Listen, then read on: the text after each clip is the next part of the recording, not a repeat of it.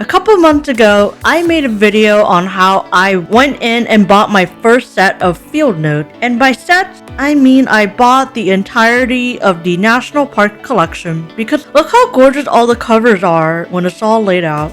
When you combine my two personality traits, which is hiking and drawing, kinda hard for me to close my eyes and look away. I'm just gonna draw in the background here so I'm not yapping in your ear for the next several minutes. In the particular case with the National Park set, it was the beautiful cover that drew me in and got me to start using field notes. I mean, field notes were available in most stationery office supply stores, so it wasn't a super brand new alien foreign thing that just miraculously fell from the sky and blessed me with its presence. I mean, field notes, it's a household name.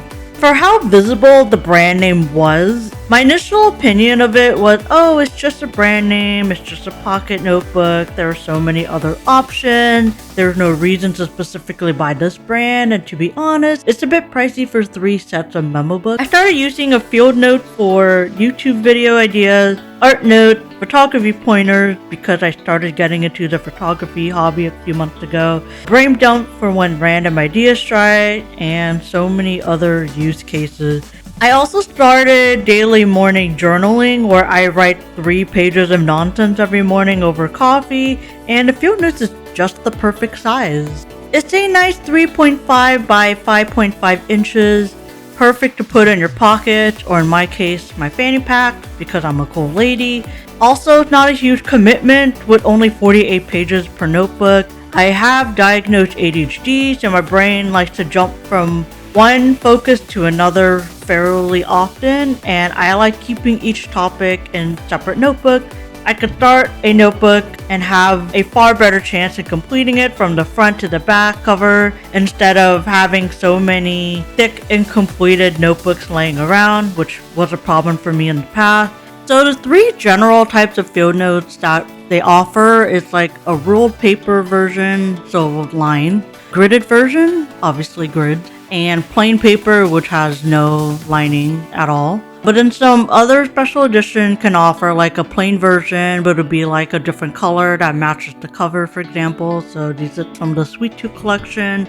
Some of them have these mapping graphs. I don't know the actual title, but that's a pretty cool option. Some of the limited edition grids are in orange or in a different color instead of dark gray. Yeah, that's for the inside. Even for the covers, the texture could be different. Some is matte, some is glossy, some is textured, some is embossed.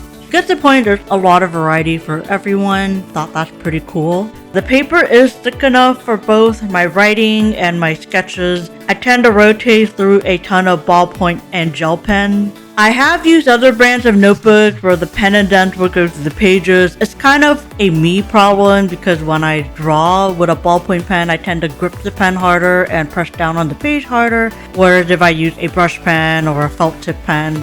But the field notes handles my ink and my death grip pretty well. Now, speaking of writing, it might be good for me to make note that I actually have a hard time keeping notes organized on a Google Drive or Notion template or OneNote, basically any digital program. Even growing up and while I was in university, I've always had a preference for writing down everything on paper. Here I'm showing my daily planner, which is a Hobonichi system, obviously a paper planner. Here is my stack of 5-star notebooks that I used before the field note. Basically my catch-all notebook for any ideas for my webcomic or YouTube channel or any other creative projects I wanted to embark in. It's a pen to paper kind of gal. Anyways, the other major reason why I was drawn to field notes as a brand was that the company is still relatively small and makes a very conscious effort to collaborate with local artists and graphic designers for their set of covers, and they're also pretty in tune with consumer needs. I believe the field notes company prioritizes artists and creative collaborations over profit margin, which is a rarity these days apparently. Also, in a world full of slop, fast products, and screens everywhere, I've always been drawn to products that still have that human connection. So at first, I mainly only purchased available sets that are still currently available on the Field Notes website. Here is the East Fork collection. Has a stunning theme in the back with 3 different colors. This here is the Bird and Trees of North America collection. Now these sets are absolutely stunning. The cover has a little teeth texture and the birds look like it was colored with watercolors, so the tooth texture kind of reminds me of like watercolor paper. Here I have the vintage collection from the winter 2024 quarterly subscription box. Beautiful inner lining, embossed gold. The pages are in a cream color, unlike the usual off-white colors in most of the notebook. This here is their most recent limited edition from their 2025 quarterly called Is the River Alive? Cover is actually textured by a hand-carved lino cut of what replicates the flow of a river. The cover is quite thick and it feels almost waterproof. God, I sound like an art history student when I write a paper on a museum piece and it's 5,000 words. But you can see each collection of the limited edition cover had a story behind it, and you can kind of see the artist's decisions behind crafting these covers. If you heard me mention limited edition quarterly, you heard me correctly. Field Note does collabs and releases covers frequently, but they also release limited edition sets by the quarter. You can view previous collections on their website under this panel here. I'm not personally a huge collector that will splash cash to everything, but if I see a cover that I like, I will scour the Field Notes communities and meet other Field Notes enjoyers who trade and sell out-of-print notebooks. Anyways, I bought all the National Park sets back in February of this year. I now have this many notebooks. I won't go through every single cover here that I have because I honestly want to save up for another video where I could go through every single Field Notes I own. But I accumulated quite a handsome amount. So much that after I had my husband 3D print me the storage box here, I requested for a second box for the overfill. So my notebooks are categorized in the DIY tabs I made. The completed ones are here and the used ones are behind the tab over here. But I do have a lot of notebooks currently in progress. I'm not just hoarding them to stare and admire, like I am going to use all of them, I promise. So here are my various use cases of Field Notes that are currently in use. This one here is for my YouTube content ideas. The sketchbook here is currently the Yosemite National Park cover. I tend to reserve the gridded books for my sketches. The brain dump notebook here is from the Great Lakes set. The pitch black notebook here is for my daily journaling. This one here is for my photography pointer since I'm still learning how to use a camera and finagle with the setting. I actually love having this on hand, and some of the diagrams I just printed and taped it in.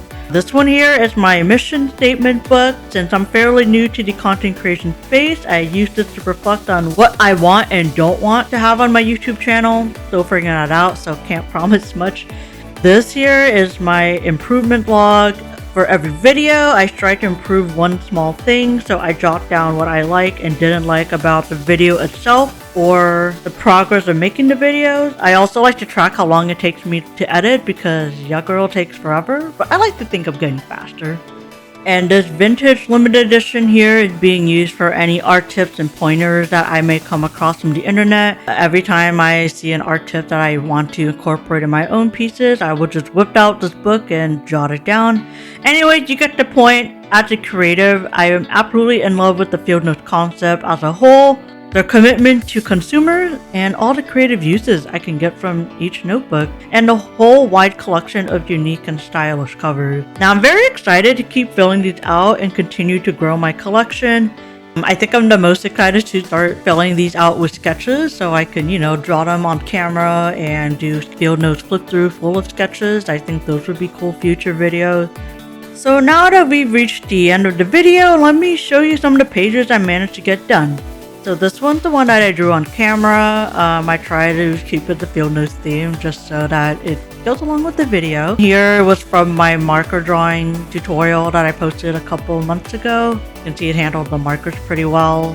These two pages here were from my recent trip to the Philippines, actually a couple weeks back. These are all I managed to get done during the trip. It was a pretty high energy, very busy trip, so I squeezed out 3 sketches. So yeah, new sketchbook in progress, all these written notebooks in progress. Hopefully in a couple of months we can have more used Field Notes instead of my big chunk of unused covers that I have right now. Anyways, thank you so much for watching this video and letting me ramble about my current hyperfixation. Hope to see you in the next video and wishing you all an absolutely wonderful rest of your day. Bye!